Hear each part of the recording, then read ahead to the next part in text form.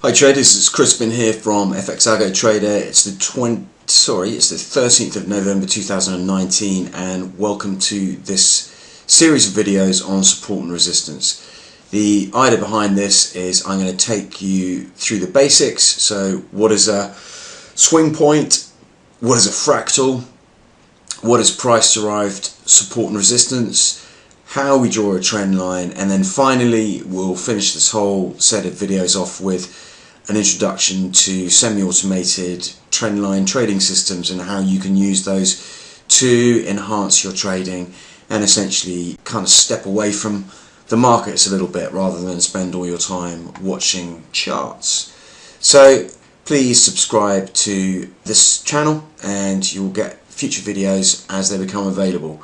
If you want to just cut to the chase and have a quick look at the automated trendline trading tools that we market or develop and market, just go to www.fxalgotrader.com and you can see there are 3 automated trendline trading systems for MT4: Trendline Trader 1, 2 and the Pro version.